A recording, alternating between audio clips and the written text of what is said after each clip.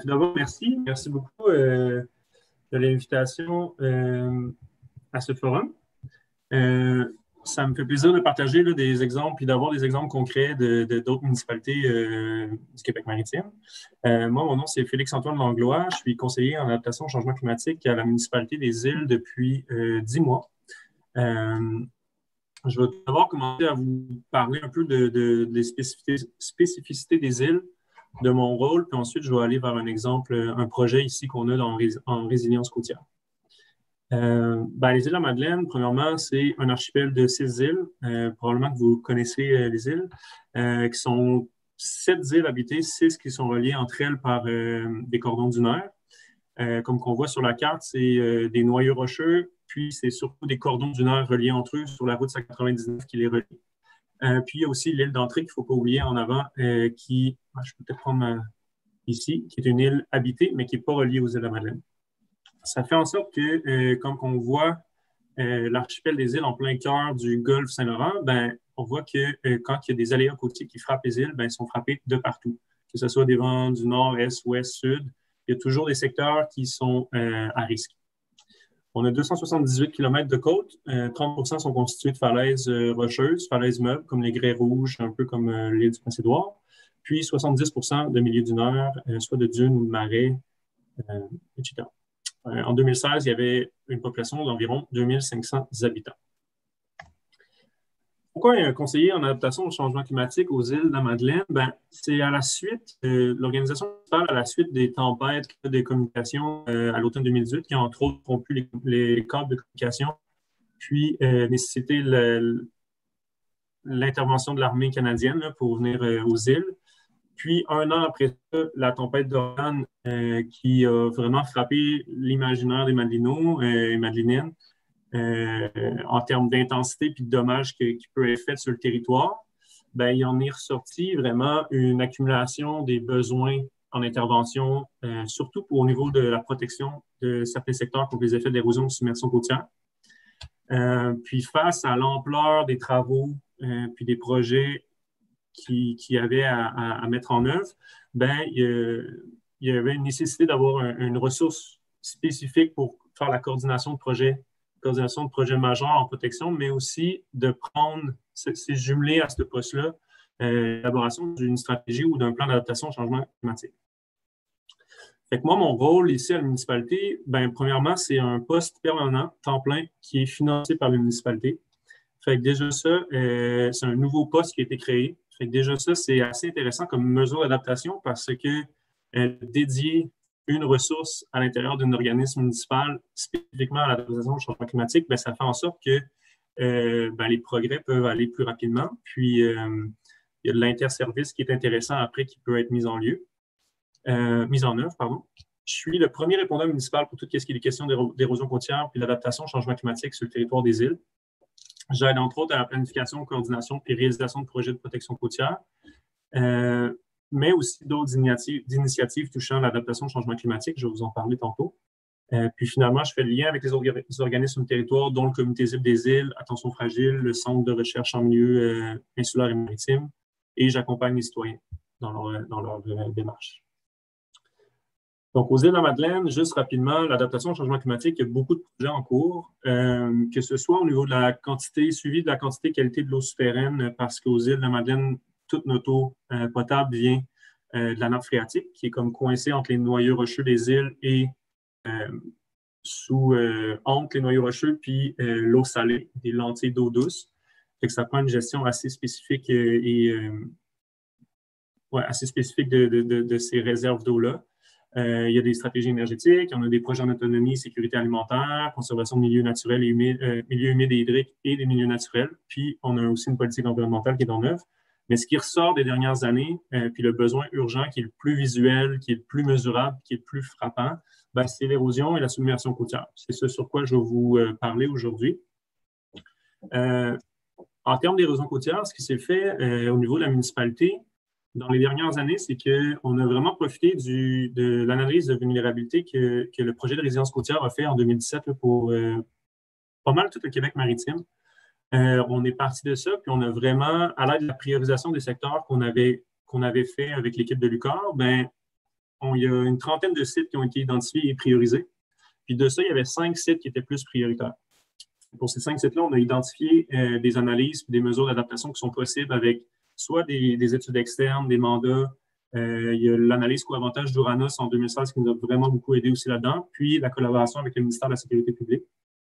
Puis, pour ces secteurs-là, on a fait une sélection d'une mesure et la mise en œuvre de mesures d'adaptation. C'est ce que je vais vous présenter plus concrètement à travers tous les projets qu'on a en cours. Mais j'ai choisi de vous présenter celui qu'on fait en ce moment, qui est un projet de résilience côtière, qui est la recherche de plage sur le site historique de la Grave. En gros, le site historique de la Grave, c'est un site patrimonial qui est classé au ministère de la Culture et Communication. C'est comme un site reconnu comme étant un site historique. C'est le deuxième pôle ou deuxième secteur économique des îles en termes, après Cap-Roumain, après le centre-ville de Cap-Roumain, où il y a tous les services. Là, ce site-là, c'est un site qui est fortement touristique. C'est un site où il y a des commerces, il y a des restaurants, il y a une salle de spectacle, il y a une marina de plaisanciers. Puis au bout de cette marina, au bout de la Grave, il y a un havre de pêche pour petits bateaux où est-ce qu'il y a des activités de pêche commerciales. Puis malheureusement, ce site-là, c'est un secteur qui est fortement à risque de submersion côtière. Sur les cartes qui nous ont été fournies par le ministère de la Sécurité publique, là, on voit qu'il y a juste au niveau d'une récurrence de 1 an. À chaque année, il y a de l'eau qui vient sur la Grave par submersion. Ça veut dire soit par des ondes de tempête, soit par des vagues de tempête. Mais quand on regarde dans un horizon de 50 ans, une récurrence de 50 ans, on voit que les niveaux d'eau sur la Grave, pour ce secteur-là, ils varient entre 25 cm d'eau à près d'1 mètre d'eau. Puis si on couple à ça l'effet des changements climatiques, ça veut dire le rehaussement du niveau marin, l'enfoncement des îles, puis les vagues de tempête, l'intensité des tempêtes, on se rend compte que dans une récurrence en 50 ans, il y a toujours pas loin de 50 cm à 1 mètre d'eau qui peut subvenir sur la Grave. Fait que face à ce constat-là, on en est venu, est-ce qu'une protection était nécessaire? Est-ce qu'une mesure d'adaptation de ce secteur-là était nécessaire? Pour prendre la décision, on s'est vraiment, puis pour convaincre aussi les différentes autorités, puis aller chercher du financement, mais on s'est vraiment fié, puis on a vraiment reposé nos décisions sur des études dont l'analyse co-avantage que Ouranos avait fait. Le coût de non-intervention, ça voudrait dire que si on n'intervient pas dans ce secteur-là puis qu'on laisse la nature suivre son cours, juste pour le site de la Grave, c'est un coût en perte économique de 40 millions. Fait qu'il devenait vraiment intéressant d'intervenir et protéger ce site-là d'un potentiel économique pour protéger un potentiel économique. Si on regarde le graphique ici, dans tout le Québec maritime, le premier, c'était le secteur où est-ce qu'il y a une recherche de plage à Percé. Ensuite, il y a le secteur de la Grave aux Îles-de-la-Madeleine. Le troisième, c'est le centre-ville de Cap-Roumain aux Îles-de-la-Madeleine. Puis le quatrième, c'est le camping de Gros-Cap aux Îles-de-la-Madeleine. 2 autres projets sur lesquels on travaille présentement. Fait que ça fait juste mettre en œuvre, ça fait juste représenter la nécessité d'intervention puis de mesures d'adaptation. Celle qui a été sélectionnée pour le site de la Grave, c'est une mesure d'adaptation qui correspond à une protection par recherche de plage. Parce que dans ce cas-ci, la relocalisation ou le retrait stratégique n'a pas été mis de l'avant dû au fait des pertes économiques. Le projet de recherche de plage, rapidement, c'est un remblai en matériaux granulaires qu'on voit ici. On a le site de la Grave, puis on voit le remblai sur le site. C'est la pente tout de suite après la construction, ça va ressembler à ça. Puis ensuite, on voit dans le temps, avec les effets des vagues, avec les tempêtes qui vont frapper sur le site, on voit l'évolution du secteur. On le voit sous un autre angle de cette façon-là. Il y a les bâtiments qui sont maintenant protégés en arrière. Tous ces travaux-là vont avoir lieu à l'automne qui s'en vient. Là. Fait que c'est assez d'actualité comme projet. Puis on voit aussi comment ça va évoluer dans le temps. La recherche de plage, ce que ça permet de faire, c'est qu'en matériaux granulaires, ça permet aussi aux citoyens puis aux touristes qui vont venir d'utiliser quand même ce secteur-là, même s'il y a une intervention assez massive de protection. On a aussi fait des visualisations au niveau des futures tempêtes qui peuvent arriver sur le secteur. Fait que là, on voit, par exemple, une tempête onde de tempête, grande vague, grande marée qui viennent frapper. Mais on voit que le secteur est complètement inondé. avec une mise en place d'une solution, ben, les vagues ici viennent mourir plus bas dans la recharge. Même chose, un peu plus proche, quand on zoome, ben, on voit que le lieu est complètement à risque au niveau de la sécurité des personnes. Puis, une fois que la recharge est mise en œuvre, ben, il y a un usage qui peut continuer à être fait. Les principaux défis qu'on a rencontrés dans ce projet-là, ben, c'est que, étant donné que c'est un site patrimonial, puis c'est un site qui est situé en littoral et en bande rivienne du Saint-Laurent, ben, ça nécessitait beaucoup de coordination avec plein de ministères.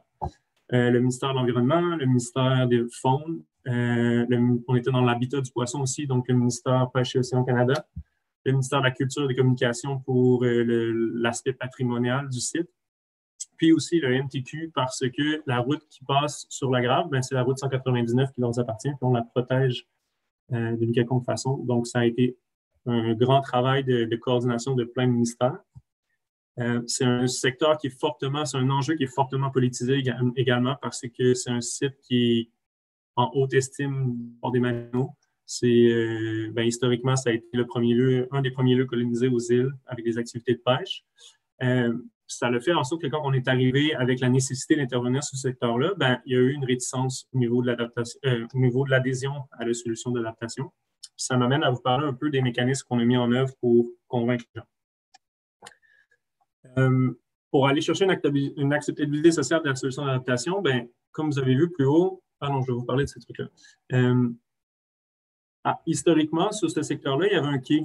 On le voit sur la figure en bas, il y avait un quai de pêcheurs, puis le bruit qui courait, puis le ressenti des citoyens, puis des pêcheurs dans ce secteur-là, c'était de dire, ben, vous ne devriez pas faire une recherche de plage, vous devriez plutôt reconstruire une jetée, reconstruire un quai, ça serait doublement utile, ou un brise-lames, puis ça viendrait protéger le site.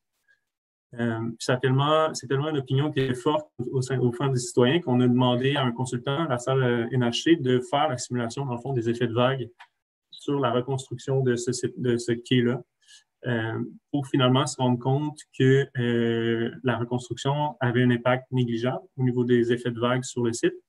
Puis cet argument-là a permis de convaincre les citoyens dans une séance d'information publique, puis d'aller chercher l'adhésion des citoyens à la mesure d'adaptation qui était la recharge de plage. Quand on est arrivé avec la recharge de plage, ben là, les gens ils étaient face au fait qu'il fallait se protéger avec une recharge de plage, mais ils voulaient savoir comment ça allait l'impacter. Le territoire, fait les vues 3D que je vous ai montrées en haut au niveau de la simulation du comportement de l'ouvrage et tout ça, ben, ça nous a aidé vraiment à convaincre les citoyens du secteur qui pourraient continuer, malgré le fait que ça a un impact visuel assez massif, mais qui pourraient quand même continuer à utiliser le site. Donc ici, on voit, il y a des gens qui étaient préoccupés par rapport à leur terrasse de restaurant, par rapport à l'accès aux kayaks, aux embarcations, etc. Et finalement, on a mis en place un comité de liaison de la Grave. C'est un comité qui est directement en partenariat avec la municipalité, les élus et les citoyens, les représentants des citoyens sur la Grave, autant des commerçants, les habitants que, par exemple, le port de pêche, pour être en lien constant au niveau des avancées du projet, puis aussi de leurs craintes, puis d'être capable de réagir rapidement par rapport à leurs demandes de rencontre ou d'information. Il resterait 2 minutes. Ouais, je finis. C'est bon. Merci. Donc, est-ce qu'il y a une inclusivité citoyenne du projet? Nous, on s'est rendu compte que finalement, il fallait procéder assez vite au niveau des délais imposés par le ministère de la Sécurité publique pour les ententes de financement et tout ça. On avait 2 ans pour réaliser le projet. Et on se sentait quand même assez brusqué au niveau... nous, l'organisation municipale, on était comme un peu brusqué au niveau de la réalisation de ce projet-là. Fait qu'imaginez un peu le ressenti des citoyens où est-ce que rapidement, il y a un projet extrêmement envahissant qui vient sur le terrain, mais le ressenti citoyen, c'était comme un sentiment d'impuissance par rapport à ces travaux-là. L'inclusion citoyenne était difficile à aller chercher dans des projets qui sont fortement techniques puis qu'il y a une urgence d'agir. Fait que pour aller chercher encore une fois un peu plus d'inclusivité citoyenne de ce projet-là, on a déposé une demande de financement avec Climat Municipalité pour faire un projet de réaménagement du site de la Grave. Qui aurait lieu par après, suite à l'implantation de mesures de protection côtière. Comment on peut réaménager le site de la Grave. Puis ce projet-là va se lancer en juin avec une firme d'architectes où il y a une participation citoyenne dans ce projet-là qui est inclus un comité citoyen qui va comme prendre des décisions. Ça va tout le temps. Ça va toucher autant la conciliation auto, piéton, vélo, les usages sur le site, est-ce qu'on devrait faire une rue piétonne ou pas, le verdissement du secteur, etc. Fait que ce projet-là, c'est aussi un pas de plus vers une inclusivité citoyenne dans le projet, puis une acceptation de ce projet-là. Fait que rapidement, en 15 minutes, c'était un peu le portrait que je vous donne d'un des gros projets d'adaptation au changement climatique aux îles de la Madeleine. Et si jamais vous avez des questions par après, je serai disponible pour les répondre. Et vous avez aussi mon contact si jamais vous avez d'autres questions sur les autres projets d'adaptation aux îles qui sont en cours. Merci beaucoup.